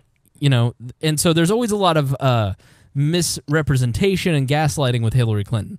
You know, and so this interview that she gave to Christiane Amanpour on CNN, they're buddies, they're bros. Let's not pretend that Amanpour is an objective journalist. No one on CNN is anymore. I mean, you're talking about someone who a year ago was watching CNN all day at work. Like, and over time, I just couldn't take it anymore because it became Fox News of the left. It's like, I'm just not, I can't watch cable news anymore. And so she gives this interview, and all of a sudden, the projection on this woman starts coming out because she's dropped. You know, part of what Alinsky says is we need to put on the suit. We need to wear the tie. We need to drop the radical pose for the radical ends. We need to look like somebody that is a regular person, that is a politician that you can trust, all while having radical goals to move us. And she's just kind of given up on that. And so let's take a listen to the first part of this interview on CNN. The crisis in democracy, not just in the United States, but also. Now, whenever somebody talks about the crisis in democracy, what they mean is Donald Trump won and you lost, Hillary. Yeah. That's a crisis of democracy. People didn't vote the way I wanted them to vote. Also around the world. Let me just take you back to election night 2016 when you said we have to give him a chance. We have to let him prove himself and lead, talking about then President-elect Trump. Now you say you think you were overly hopeful.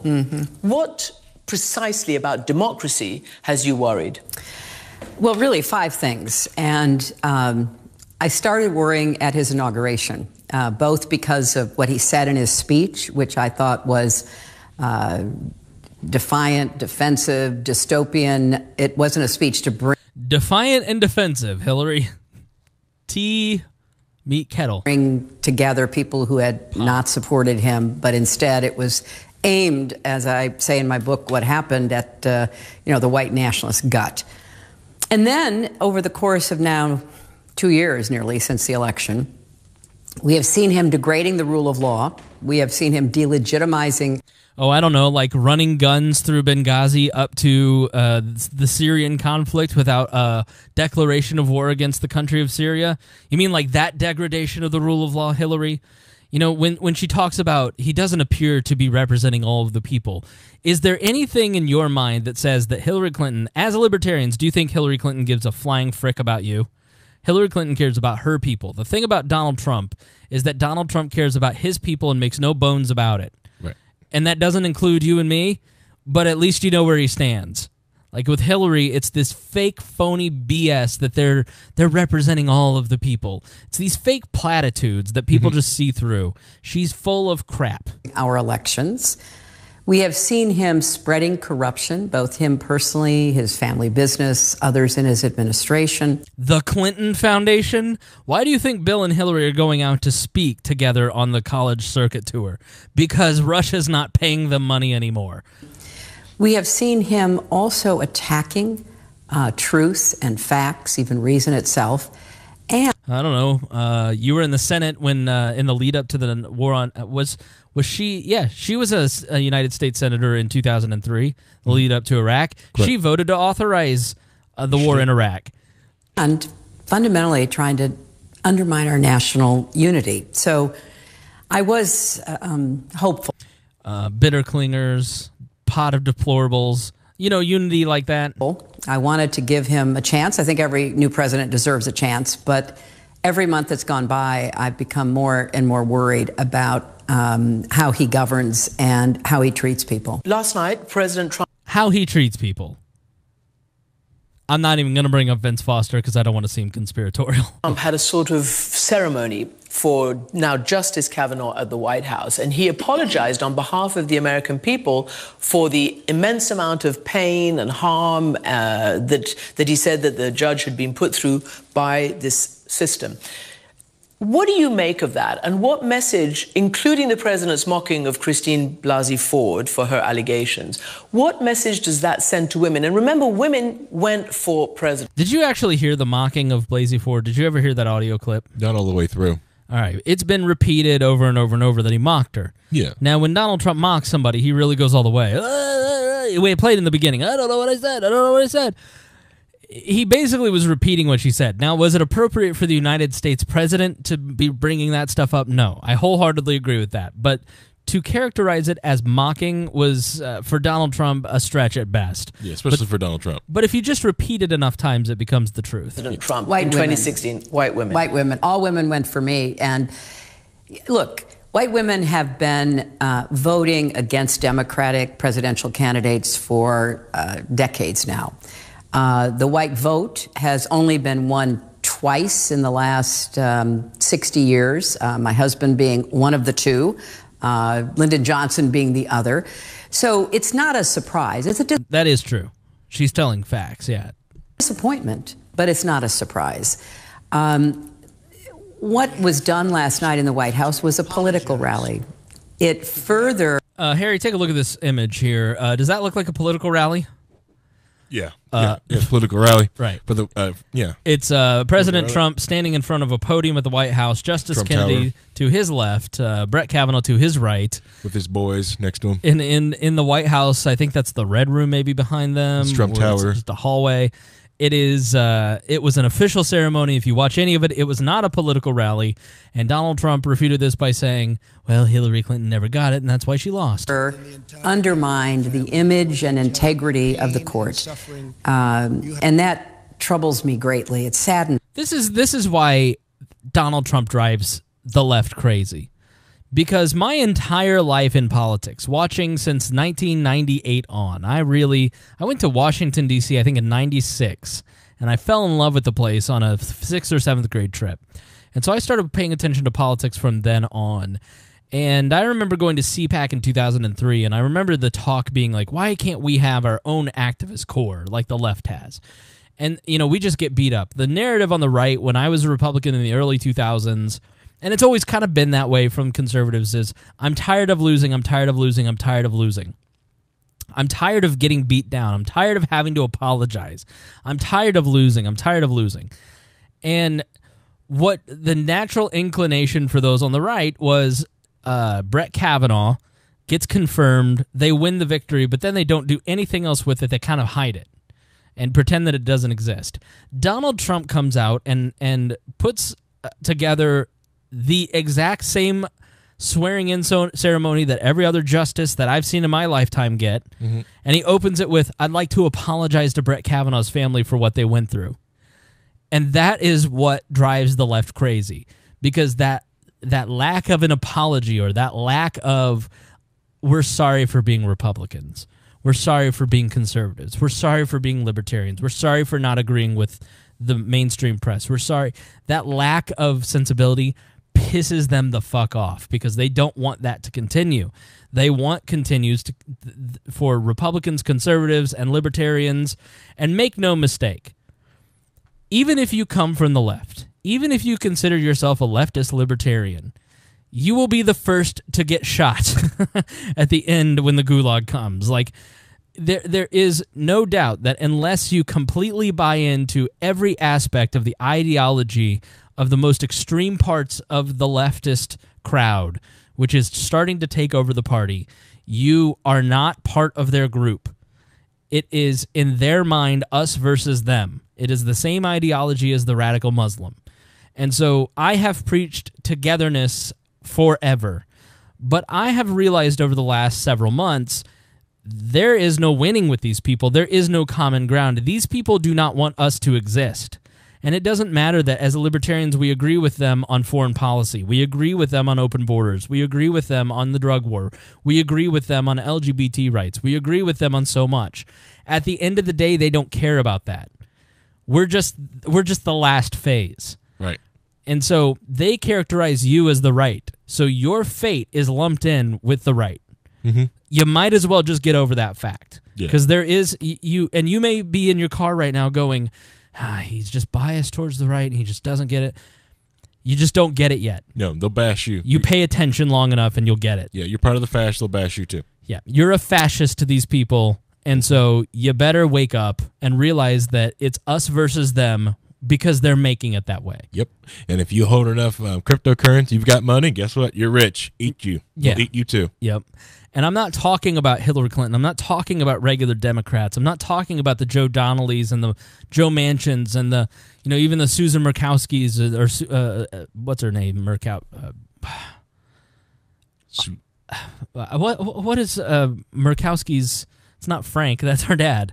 I can't think of it. I get stuck on this all the time. I apologize to the senator from Alaska. Susan Collins and Murkowski. I get those two confused all the time. It's because they're women. They all look alike. Pretty much. Right. But at the end of the day, I'm not talking about the moderate Democrat. I'm not talking about, like, my friend Jenny. I'd love to have Jenny on the show sometime. She is a very solid liberal. She is somebody that we have a lot of disagreements, but we have very good conversation with each other. We get along. This is not who I'm talking about. I'm talking about the person who is beating on the Supreme Court door with the bandana around their face that is majorly influencing the Democratic Party at this moment. And we need the Jennys and the Donnellys of the world to stand up to these people because they're first. And but there is very little common ground with a lot of these people. And Hillary Clinton finally tells the truth. So let's continue on with what she's saying. Me because our judicial system has been viewed as one of the main pillars of our constitutional government. So I don't know how people are going to react to it. I think given our divides, it will pretty much fall predictably between those who are for and those who are against. But the president's been true to form. He has insulted, attacked, demeaned women throughout the campaign, really for many years leading up to the campaign, and he's continued to do that inside the White House. Kellyanne Conway, the presidential advisor, not going to argue with her because she's right. talked about this process, and she said it looks very much like a vast left-wing conspiracy. It echoes what you said about when your husband was being pursued by the investigations back in the 90s, a vast right-wing conspiracy.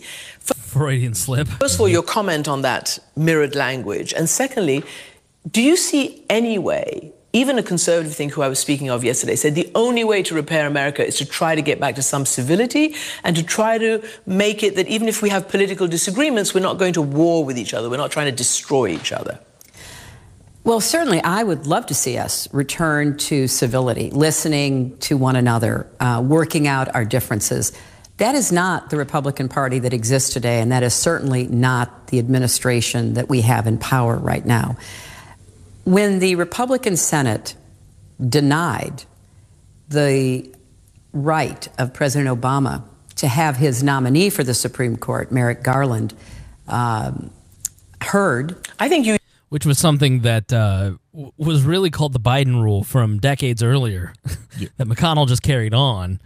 Not to get into the he said, she said bullshit, but it's like to blame it. This is what the left and the right does all the time, that they gaslight each other. They confuse us. They get us all crazy over things.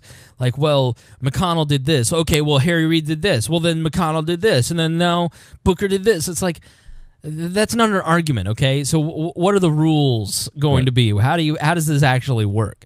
And so to say, because the right doesn't play fair, we can't play fair either, there is no civility left, she's saying that what she's always believed, she's finally giving up the bullshit that didn't work as a campaign tactic in 2016, is when they go low, we go high. We're better than this as a nation. That appeal...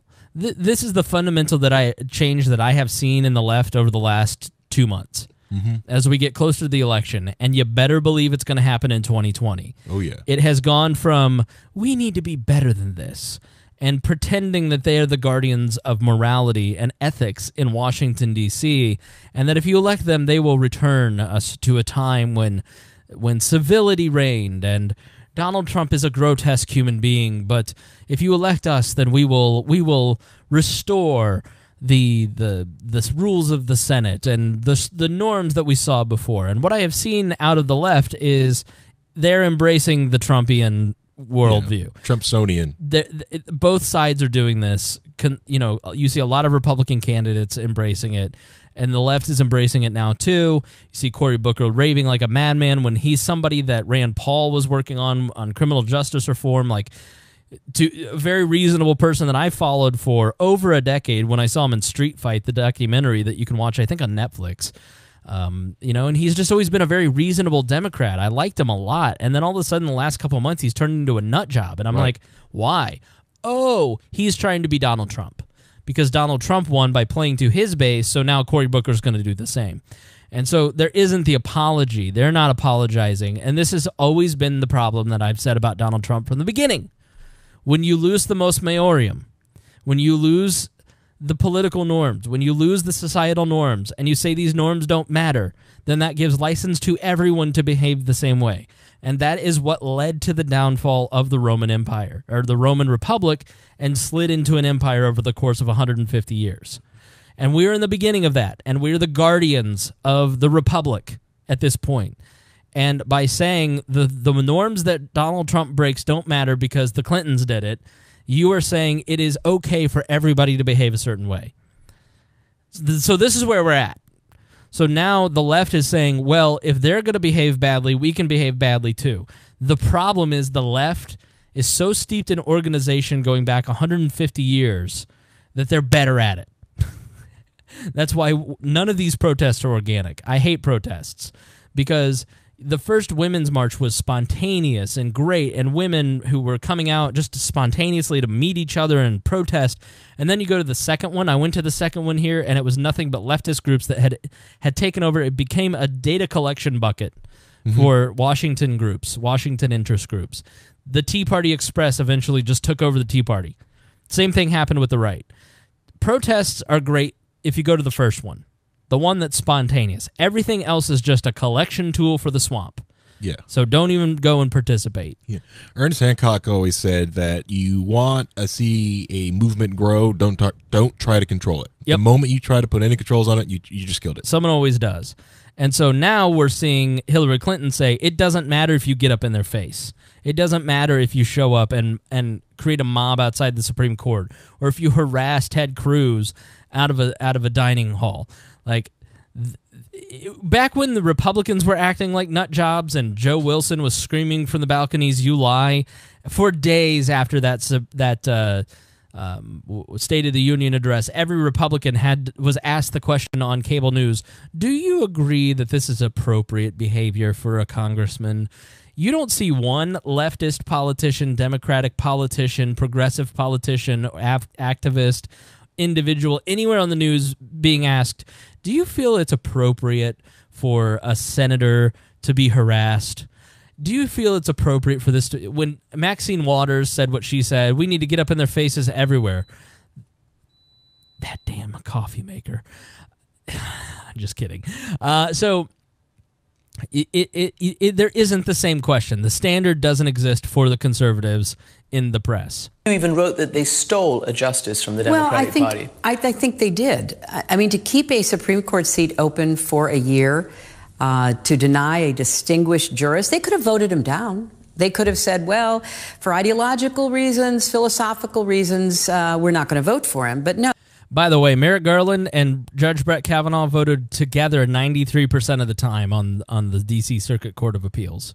So I really have seen a lot of remorse over Brett Kavanaugh, and I think 10 years from now we're going to be going, bad pick. No, they stonewalled. And that was such a breach of Senate ethics and the constitutional responsibility of the Senate to advise and consent on nominations that you cannot be civil with a political party that wants to destroy what you stand for, what you care about. That's why I believe if we are fortunate enough to win back the House and/or the Senate, that's when civility can start again. But until then, the only thing that the Republicans seem to recognize and respect is strength. And you heard how the Republican members, led by Mitch McConnell, the president, really demeaned the confirmation process, insulted and attacked not only Dr. Ford, but women who were speaking out. You know, look, none of that happened. The closest thing that McConnell ever said was, this mob is coming after people like Ted Cruz, which was accurate. Yes. But then it got spun into he's attacking women. None of what she just said happened. She's lying right there. So be uncivil, because all they respect is strength. Get in their grill. Be as uncivil as possible. And then when we have power again, behave. We need you to behave then, because then if you misbehave, we can't enact our plans, because the news will be about you misbehaving. So the woman is just saying, you have carte blanche to do whatever you like, activists. Go for it. Yeah. That's the only language they speak. Let's return to the 1960s. This is a person who won the popular vote of the presidency, a former senator, right, a former secretary of state, saying that violent extremist behavior is okay in the United States as long as it's done by the left, but not at Charlottesville. No, then it's not okay. Right. Remember Republican operatives shutting down the voting in Florida in 2000. I remember the swift boating of John Kerry. I remember the things that even the Republican Party did to John McCain in 2000. I remember what they did to me for 25 years, the falsehoods, the lies, which unfortunately people believe because the Republicans have put a lot of time. Ma'am, the birther movement was started by you.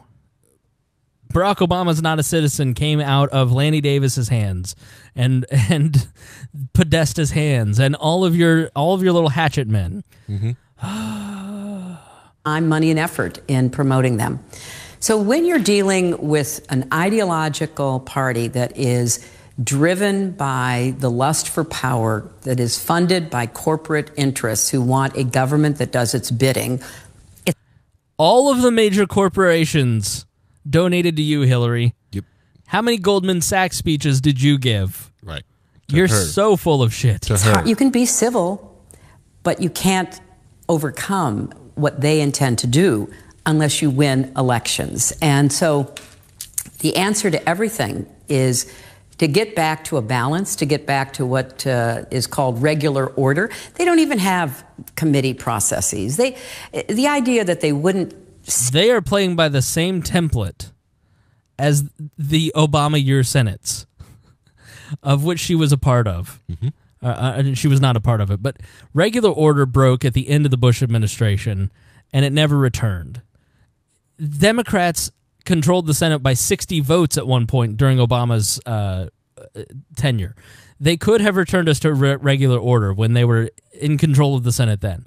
It's so hypocritical at every turn. I'm done playing this. There's like 4 minutes. You can go watch the rest if you really hate yourself. But, you know, this is just unbelievable lying that she's doing here. She is such an enormous part of the problem. She has been at the core of liberal activism since the late 60s. She and Bill were in the White House for 8 years. They ran the Clinton Foundation. She was the Secretary of State. She ran for office twice. She has run the DNC for the better part of 30 years now. She is the part of the problem. The reason her servers were deleted is so all incriminating evidence could be deleted. 33,000 emails are missing, so we just couldn't find them and bring them up in the election. Think are missing, yeah. Right. This is the woman who rigged the primary against Bernie Sanders. Correct. So for you to come out and moralize to us from your lofty position that Donald Trump is bad, when you are the biggest piece of garbage in American political history, yeah, go F yourself. Yeah, her corporate money destroyed Bernie's non-corporate money. Right. You know, and then try to paint the narrative of Bernie bros. These Bernie bros are out here doing this. Right. All right. Well, we got to start wrapping up. I figured, you know, if we're going to talk about open borders, we got to give some red meat to the more conservative people. Yeah, that's so, true. you know, all right. So, final thoughts, Harry. Let's see. It comes down to it. Allow free people to travel where free people need to go. Restricting someone's movement is just, it grows the state. It grows government. If you feel that they're going to come in and mess with wages or other things going on, then you're just manipulating the market using the force of government still. Yeah. It's just instead of it goods, you're using human bodies. I'm sorry, Hillary Clinton's just a garbage person. I just puked in my mouth. Just trying to think of a good way to go after, but it's just because there's still people on the left that will defend her, even though you throw and show them sources and just tell them to do a simple DuckDuckGo search. Just go read Clinton Cash. Yeah, they won't. They will not. They will not. You can put everything in front of them, and they're like, "Well, Trump's not my guy. This is your guy. My guy smokes weed and climbed a mountain." Right. All right. Anything else? No. Yeah, that's it. Only thing goofy I do have to say, it's kind of hard for me to say Hodie's name because every time I say it or hear someone say it, I think of a pirate from One Piece. That's about it. Fisherman pirate. All right. Hodie's a good boy. We like him very much. We like everybody who listens to We Are Libertarians. You're all good people. We thank you very much. We hope you enjoyed this episode. If you did, share it. If you didn't, share it anyways. Say somebody might like this garbage. All right, thanks for listening to We Are Libertarians. Please give those wall dailies a chance. I know it's different. I know we don't like change, but I think you'll enjoy the content. Pick out the ones that you like and listen to it. And stay tuned for more. Got the next couple days already booked out, so very good stuff on the way from We Are Libertarians, especially as we enter into this crazy 2020 election cycle. Whew. It's just around the corner, kids. Middle of next year, we're starting 2020. Yep. It's going to be real lit. It's going to be crazy. If you think you're nuts now, wait until then. All right, guys. We'll see you tomorrow.